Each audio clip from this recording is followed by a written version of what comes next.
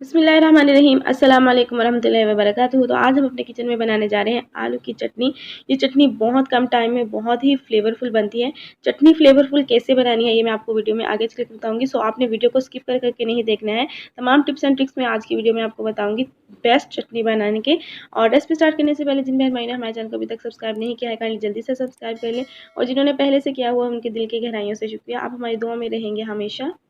तो चटनी बनाना स्टार्ट करते हैं। उसके लिए मैंने एक पैन लिया है। पैन के अंदर हम डाल देंगे 1/4 कप ऑयल। आप घी का यूज़ भी कर सकते हैं, लेकिन ऑयल में चटनी ज़्यादा अच्छी बनती है। जैसे ऑयल हल्का सा गर्म हो जाएगा हम इसमें डाल देंगे आधी चम्मच साबुत ज़ीरा, और ज़ीरा को हम हल्का सा फ्राई कर लेंगे।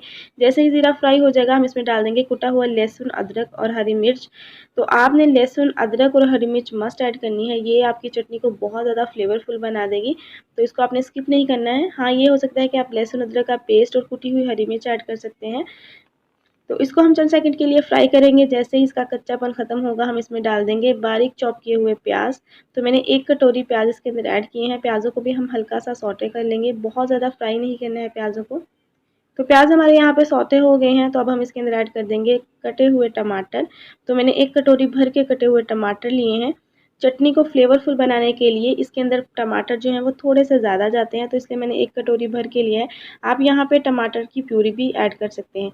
यहाँ पे हम टमाटरों को सॉफ्ट होने तक पकाएंगे। आप चाहें तो इसको इसी तरह पका लें या इसको कवर करके सॉफ्ट होने तक इसे पकने दें। तो टमाटर हमारे यहाँ पे बहुत अच्छे से सॉफ्ट हो गए हैं। सारी चीज़ों को हम एक दफ़ा मिक्स करेंगे और अब हम इसके अंदर सूखे मसाले ऐड करेंगे। तो सबसे पहले इसमें हम इसके अंदर ऐड करेंगे 1 चाय का चम्मच लाल मिर्च का पाउडर, चौथाई चाय का चम्मच हम इसके अंदर हल्दी पाउडर ऐड करेंगे, चौथाई चम्मच ही हम इसके अंदर ऐड करेंगे कलौंजी। आप इसको स्किप भी कर सकते हैं, लेकिन इससे फ्लेवर जो है बहुत अच्छा आता है, अचारी अचारी सा फ्लेवर आ जाता है चटनी का। 1 चम्मच हमने इसके अंदर ऐड किया है धनिया पाउडर, और चौथाई चाय का चम्मच हमने इसके अंदर कुटी हुई लाल मिर्च ऐड की है। तो तमाम मसालों को हम 1 से 2 मिनट के लिए भून लेते हैं। आप चाहें तो इसके अंदर थोड़ा सा पानी ऐड कर सकते हैं ताकि मसाले जले ना। तो यहाँ पे हमने 1 से 2 मिनट के लिए मसाले को अच्छे से भून लिया है, और स्टेज पे हम इसके अंदर ऐड कर देंगे उबले हुए आलू। तो मैंने आधा किलो के करीब आलू लिए थे, जिसको मैंने उबाल के और इस तरह छोटे छोटे पीसेस में काट लिया है। तो आप चाहें तो इसको मैश करके भी ऐड कर सकते हैं, क्योंकि हमने करना तो इसको मैश ही है। तो अकॉर्डिंग टू टेस्ट या 1 चाय का चम्मच हम इसके अंदर नमक ऐड करेंगे। घर के खानों में मसाले हस्बे ज़ायक़ा और प्यार बहुत ज़्यादा ऐड करना पड़ता है, तभी हमारे खाने जो हैं वो बहुत ज़्यादा टेस्टफुल बनते हैं। तो यहाँ पे अब हम इसको लगातार मैश करते हुए 1 से 2 मिनट के लिए भून लेंगे। तो यहाँ पे हमने आलू को मैश करते हुए 1 से 2 मिनट के लिए भून लिया है। आप देख सकते हैं 80% आलू जो हैं वो अच्छे से मैश हो गए हैं। तो आप चाहें तो इस चटनी को बिल्कुल एज़ इट इज़ खा सकते हैं। ये बहुत टेस्टी लगती है अगर आप सूखी चटनी खाना चाहते हैं, लेकिन हम इसके अंदर हल्की सी ग्रेवी करेंगे।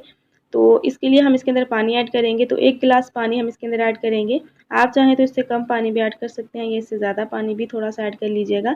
तो यहाँ पे अब हम इसको अगेन से मिक्स करेंगे और इसको कवर करके अब हम इसको पकाएँगे 5 मिनट के लिए मीडियम टू लो फ्लेम पर। तो बहुत ज़्यादा हाई फ्लेम आपने नहीं करनी है, सिर्फ मीडियम टू लो फ्लेम पर हम इसको सिर्फ 5 मिनट के लिए कवर करके पकाएँगे। 5 मिनट यहाँ पे हो चुके हैं इसको कवर करके पकाते हुए, और चटनी हमारी जो है वो ऑलमोस्ट रेडी हो गई है। लेकिन अभी कुछ चीज़ें हैं जो अभी भी हमने इसमें ऐड करनी है इसके फ्लेवर को इन्हेंस करने के लिए। तो एक दफ़ा हम चम्मच चलाएँगे इसमें, और अब हम लास्ट में इसके अंदर ऐड करेंगे आधी चम्मच चाट मसाला। आप यहाँ पे आमचूर पाउडर भी ऐड कर सकते हैं, और साथ ही हम इसमें ऐड कर देंगे कसूरी मेथी। तो 1 चम्मच मैं इसके अंदर कसूरी मेथी ऐड कर रही हूँ। बस कसूरी मेथी और चाट मसाला ऐड करने के बाद हम इसको मिक्स करेंगे, और ये हमारी चटनी जो है वो खाने के लिए बिल्कुल रेडी है। दिखने से बहुत ही खूबसूरत लग रही है, और जहाँ तक बात जायके की है तो वो डेफ़िनेटली आपके खलूस से आएगा। जितने खलूस, प्यार और मोहब्बत से आप खाने बनाएँगे, आपके खाने उतने ही टेस्टफुल बनेंगे। रेसिपी पसंद आई हो तो लाइक शेयर ज़रूर कीजिएगा। रेसिपी को ट्राई ज़रूर कीजिएगा, आपको बहुत पसंद आएगी। जाते हुए एक अच्छा सा कमेंट छोड़ जाइएगा। चैनल को सब्सक्राइब करना मत भूलिएगा। मिलते हैं नेक्स्ट ऐसी ही रेसिपी के साथ, तब तक के लिए अल्लाह हाफ़िज़।